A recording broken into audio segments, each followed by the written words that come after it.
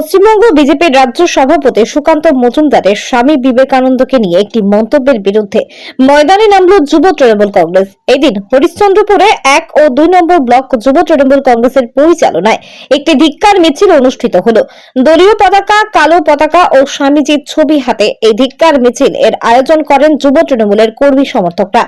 এই প্রসঙ্গে ব্লক যুব সভাপতি জিয়াউর রহমান জানান, বিজেপি সভাপতি যেভাবে স্বামীজির অবমাননা করেছেন তা মেনে নেওয়া যায় না। তাকে প্রকাশ্যে নিজের মন্তব্যের জন্য ক্ষমা চাইতেই হবে। তাই আমরা এই প্রতিবাদ মিছিলের আয়োজন করেছি। প্রসঙ্গত রবিবার সকালে লক্ষ্য কণ্ঠে গীতা পাঠ অনুষ্ঠান যোগদান করতে ব্রিগেড এসেছিলেন সুকান্ত। সেখানেই সংবাদ মাধ্যমে প্রতিক্রিয়া জানাতে গিয়ে বালুরঘাটের সাংসদ বলেন, বাংলা বহু যুগ ধরে সনাতন সংস্কৃতির ধারক এবং বাহক। ভক্তি আন্দোলনের পীঠস্থানও ছিল। মাঝে বাংলা কিছুটা ডিরেল্ট হয়েছিল বামপন্থীদের দ্বারা। এরপর তিনি আরো বলেন, এই দেখতে পাচ্ছেন না অল্প বিদ্যা ভয়ঙ্করী। গীতা পাঠের চেয়ে ফুটবল খেলা ভালো যারা বলছেন তারা বামপন্থী প্রোডাক্ট আর কি। এখন বাংলা সঠিক পথে যাবে। আজ থেকে শুরু হচ্ছে সঠিক পথে যাওয়া। তার এমন মন্তব্য প্রকাশ্যে আসার পরে তৃণমূলের তরফে নিঃশর্ত ক্ষমা প্রার্থনার দাবি জানানো হয়েছে। হরিশ্চন্দ্রপুর থেকে মন্তোষ দাসের রিপোর্ট, হিন্দ নিউজ। কি কারণে আজকে এই ধিক্কার মিছিল? আপনারা দেখেছেন, আমরা গত পরশুদিন বিজেপি রাজ্য সভাপতি সুকান্ত মজুমদার, আমাদের মহান মনীষী, যুব সমাজের আইকন, যার জন্য ভারতবর্ষের নাম আগে মানুষ জানতো না। শিকাগো সম্মেলনে আমাদের মহান মনীষী স্বামী বিবেকানন্দ যে ওখানে যে বক্তব্য দিয়েছিলেন, সেই বক্তব্যের জন্য যে ভারতবর্ষের নাম গোটা বিশ্বে যে সমাদৃত হয়েছিল, সেই স্বামী বিবেকানন্দ সম্বন্ধে বিজেপির রাজ্য সভাপতি যে কুরুচিকর যে মন্তব্য করেছেন, তারই প্রতিবাদে আজকে আমাদের ধিক্কার মিছিল আমরা ছিল, যেটা আমরা হরিশ্চন্দ্রপুরের রাজপথে আমরা আমাদের যুব সমাজের যুব জিয়া এবং মনিরুল এবং তাদের সঙ্গে সমস্ত ছেলেরা এসে উপস্থিত হয়েছিল এবং সবাই একযোগে হরিশ্চন্দ্রপুরের আমরা রাস্তায় আমরা সেই ধিক্কার মিছিল করলাম। এটা শুধু আমাদের হরিশ্চন্দ্রপুরে নয়, সারা পশ্চিমবঙ্গ জুড়েই যুব নেতৃত্বে এই ধিক্কার মিছিল হচ্ছে।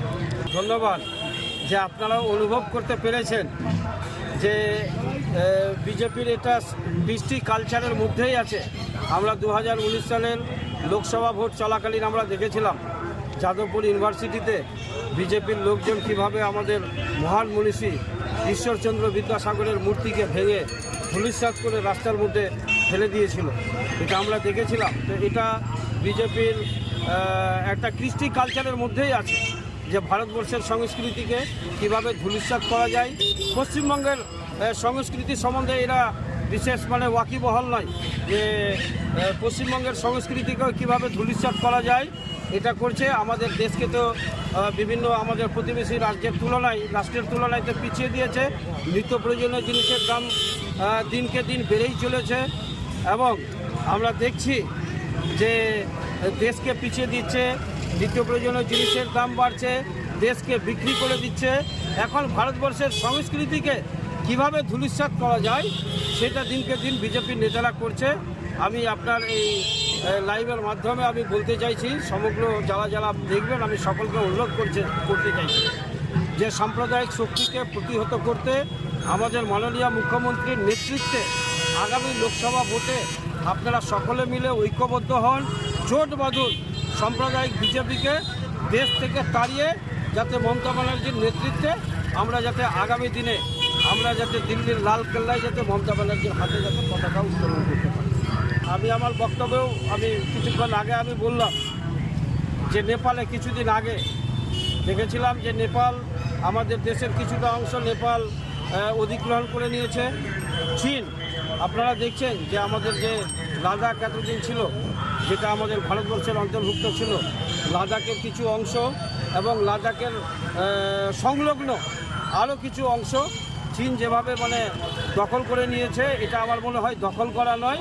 আমার মনে হয় যে চীন এবং নেপালের কাছে আমাদের ভারতবর্ষের সরকার মনে হয় জমিটা বিক্রি করে দিয়েছে। তো এটা শুধু চীন নেপালের ওই লাদাখ সংলগ্ন এলাকায় হয়েছে।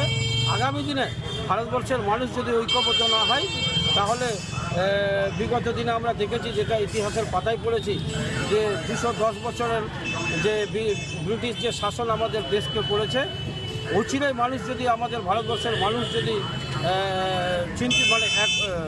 ঐক্যবদ্ধ যদি না হয়, তাহলে আমাদের দেশকেও আগামী দিনে আমাদের মোদী সরকার বিক্রি করবে।